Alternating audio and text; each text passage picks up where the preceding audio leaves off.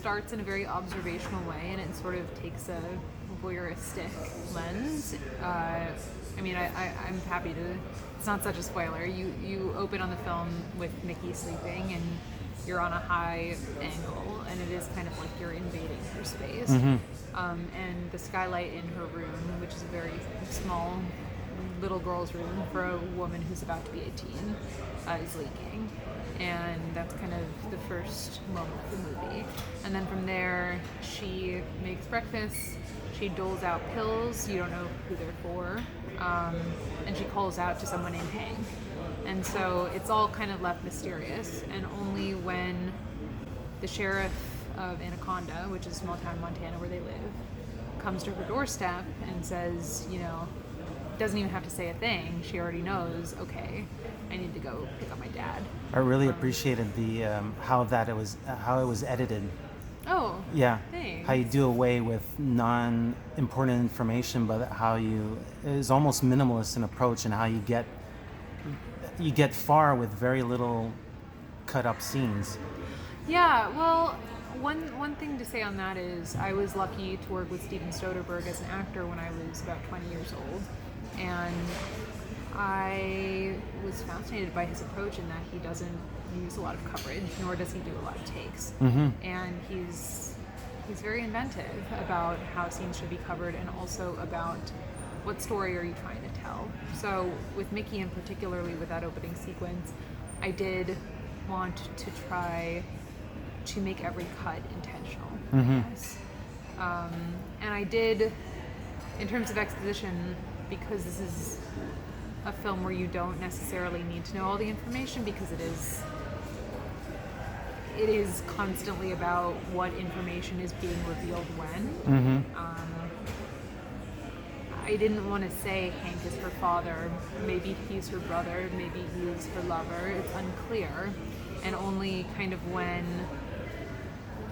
she brings home the burgers and they eat dinner together, which is a couple minutes in the movie, it's very clear that they're father and daughter.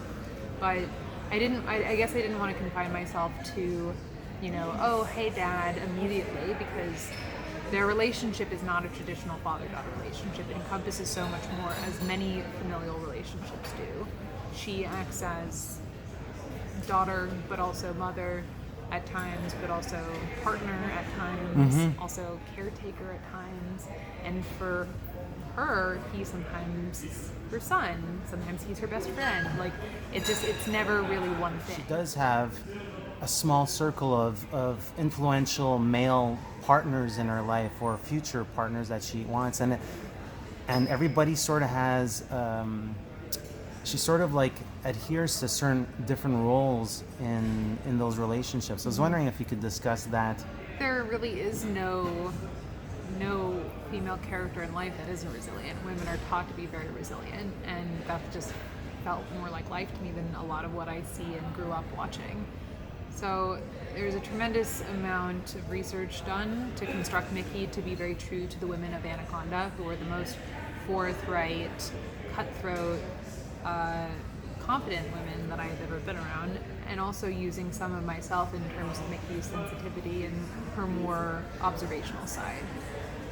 In terms of all the men in her life, because this is a movie about a woman dealing with patriarchy. It's not, it's not a coming-of-age movie that celebrates female friendship or mother-daughter. It is about a woman who's grown up in this system where men are dominant, which is kind of, a small version of what our world is, unfortunately, where there is inequality. And needing to navigate that, but also being very young, and, she doesn't necessarily know what she wants. She doesn't necessarily want to be attached to either of her boyfriends or her father. I think what makes her gravitate toward Wyatt is he treats her as an equal and as a human being above being a woman in service to him. And Erin is somewhat of a foil of her father. perhaps like a less dangerous version of Hank. And then with Hank, he has two very different sides, because on one side he is actually her caretaker, by nature of the fact that he is her father. But on the other hand, she's given so much of her young life to him, and that's just not fair. Tell me about Anaconda. Is that a place that found you, or were you? Well, so I went to NYU Gallatin, which is an individualized studies school, and NYU Gallatin offers a bunch of grants. Okay. So I applied for a research grant in 2014, 5 years ago, got the grant, and the grant was, my pitch for the grant was I was going to go to Montana to research veterans' lives, and to specifically research the children and spouses of veterans, and see how various traumas could affect the family unit, not just the main person suffering, but how there could be aftershocks within the family. Because I think that's a subtle detail of PTSD and addiction that we don't really talk about very much. We normally talk about the main person at risk, but not their larger families and circles. So I went out there with 3 friends with a video camera and some sound equipment and Facebook, reached out to a ton of people on Facebook, and I met probably like 100 people in a very short span. And out of that trip came my commitment to shoot this movie there, because I had the idea for this movie already. But I had such a positive experience going to Anaconda this one time, and then since then I've developed friendships and long-standing relationships with people that live there. We're actually doing our Anaconda premiere on December 6th, so that's I'm awesome. excited. Yeah. Informs you of how you want to write the characters, and sort of like your bullshit detector in a way.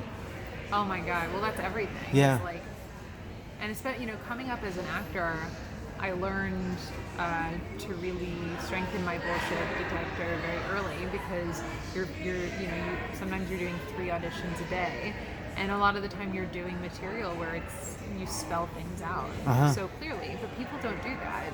93% of communication is nonverbal, and so I'm very excited about and interested in body language and how art direction can tell more about a person than necessarily a dialogue. So I tried very, very hard with this movie that is about such tense and very, I guess,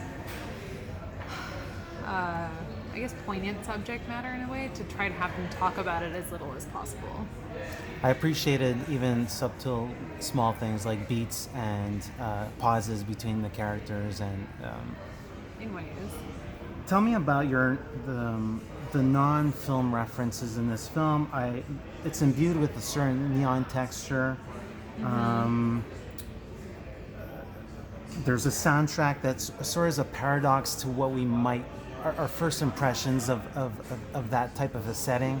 I was wondering what kind of things that you were thinking. I mean, if you were resting with this film and thinking about this film and these characters and the setting for half a decade, what are sort of like references that you were thinking of?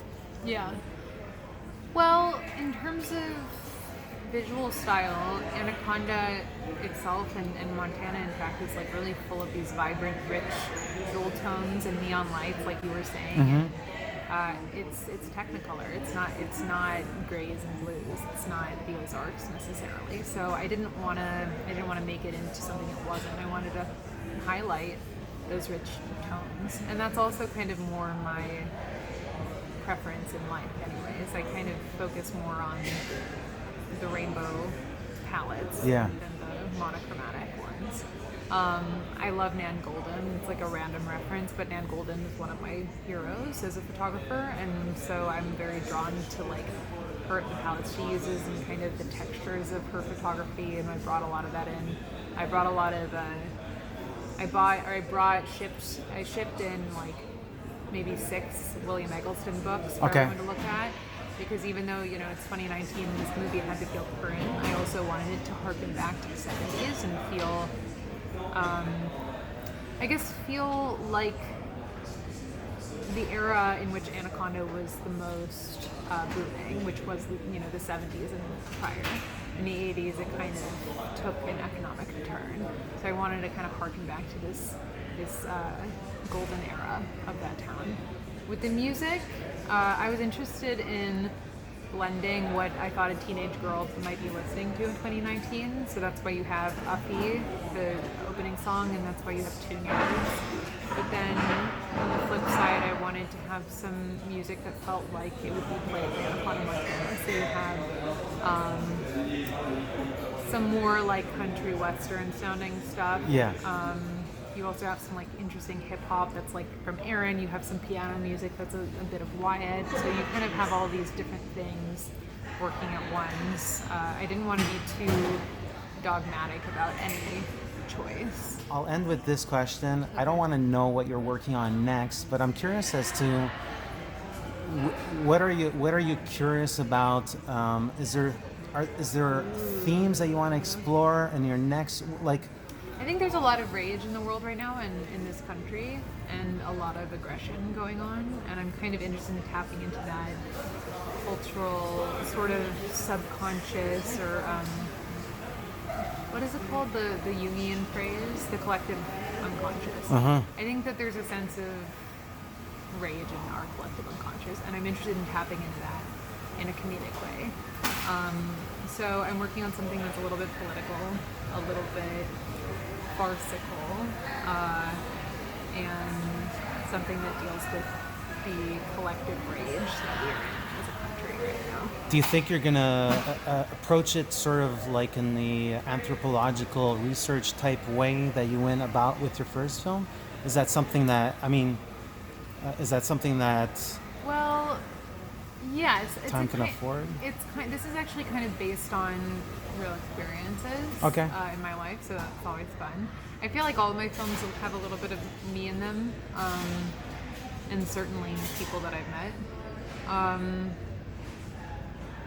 But it's interesting. The world that I'm writing is one that I'm already familiar with, and that's fun. Mickey was a world that I had to learn because I didn't grow up in Montana. So it's interesting. My writing process is a lot about like collecting things. So whatever I'm writing, I try to spend time with people that are similar and write down things they say. Even with this, that I kind of already know the world, and at some point, something lucid comes of it. Great. You're thieving. You're stealing. Hey, this is Eric from IONCINEMA.com. If you want to support us, subscribe below. For more reviews, interviews, film festival coverage from Sundance, Cannes, Toronto, you want to check out these guys on this side.